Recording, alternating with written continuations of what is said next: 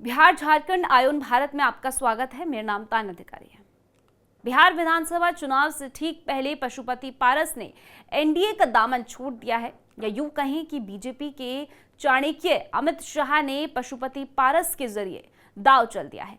इसके जरिए इस बार बिहार में बीजेपी अपनी पार्टी का मुख्यमंत्री बनाने का सपना साकार कर सकती है। साल 2020 से पहले बिहार में बीजेपी एनडीए गठबंधन में दूसरे नंबर की पार्टी रही। विधानसभा सीटें ज्यादा आने के बावजूद नीतीश कुमार को मुख्यमंत्री बनाया गया।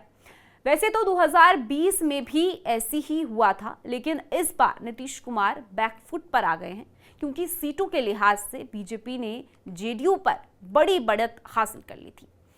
ऐसा है इसलिए हो रहा है क्योंकि 2020 में बीजेपी ने 80 विधानसभा सीटों पर जीत दर्ज की, जबकि नीतीश कुमार की जेडीयू महज 44 सीटें पर जीत पाई है।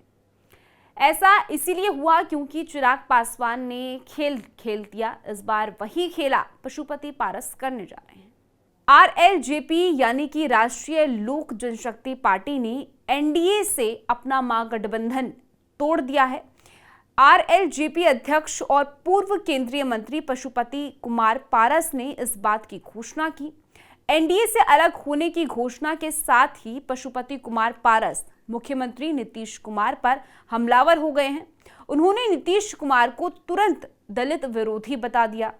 पशुपति पारस ने कहा कि अब से उनका एनडीए के साथ कोई संबंध नहीं है। 2014 से एनडीए के साथ जुड़ने के बाद से ही हम उनके वफादार सहयोगी रहे हैं, लेकिन हमें ये देखना पड़ेगा कि जब लोकसभा चुनाव होते हैं तो हमारी पार्टी के साथ दलित पार्टी होने के कारण अन्याय होता है।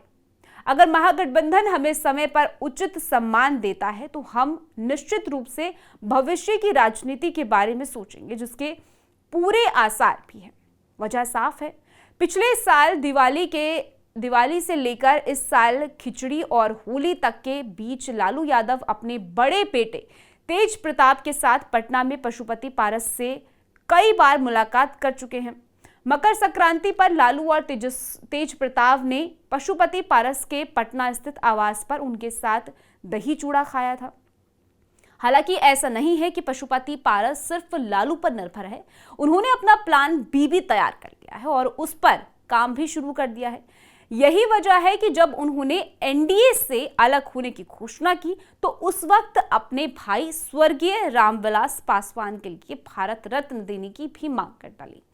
साथ ही ये जानकारी भी दी कि उनकी पार्टी 243 सीटों पर सदस्यता अभियान शुरू करने जा रही है। पशुपति पारस ने एनडीए की केंद्र सरकार और बिहार सरकार दोनों पर हमला करते हुए कहा कि ये सरकारें भ्रष्ट और दलित विरोधी है। उन्होंने आरोप लगाया कि केंद्र सरकार ने सदन में अंबेडकर साहब का अपमान किया है। हम बिहार की सभी 243 सीटों पर अपनी पार्टी की तैयारी कर रहे हैं और पार्टी कार्यकर्ता गांव-गांव जाकर संगठन को मजबूत करेंगे। उन्होंने ये भी स्पष्ट किया कि चुनाव के समय जो उन्हें सम्मान देगा वो उनके साथ जाएंगे। ये निर्णय वो अकेले नहीं लेंगे, बल्कि पार्टी के सभी नेता मिलकर बैठकर ये तय करेंगे कि किसके साथ गठबंधन करना है। फिलहाल पार्टी सभी सीटों पर स्वतंत्र रूप से तैयारी करेगी। वैसे भी जब से भतीजे चिराग प्रधानमंत्री नरेंद्र मोदी का हनुमान बने हुए हैं, पशुपति पारस तभी से एनडीए में घुटन महसूस कर रहे हैं। रामविलास की राजनीति विरासत को लेकर मची खींचतान की वजह से चाचा भतीजे के बीच पार्टी को टुकड़ों में टूट गई है। पिछली बार साल 2020 में एनडीए से अलग होकर चिराग पासवान ने चुनाव लड़ा था। उस वक्त उन्होंने 147 सीटों पर अपने उम्मीदवार उतारे थे।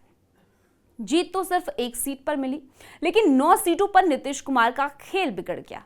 दरअसल चिराग पासवान की एलजेपी ने ज्यादातर जेडीयू के खिलाफ उम्मीदवार उतारे थे, जिसमें से 9 सीटों पर उनकी पार्टी दूसरे नंबर पर रही और इसी तरह से विधानसभा चुनाव में चिराग ने मोदी का हनुमान बनकर नीतीश कुमार पर बीजेपी को बढ़त बनाने का पुरजोर मौका दिया। अब शायद चाचा पशुपति पारस की बारी है, जो कि इस बार महागठबंधन में रहे या कोई और मोर्चा बनाकर चुनाव लड़े। डेंट तो नीतीश कुमार को ही देंगे। इस स्टोरी में फिलहाल के लिए इतना ही। बाकी झारखंड और बिहार से जुड़ी ऐसी खबरों के लिए आप जुड़े रहिए आयोन भारत के साथ।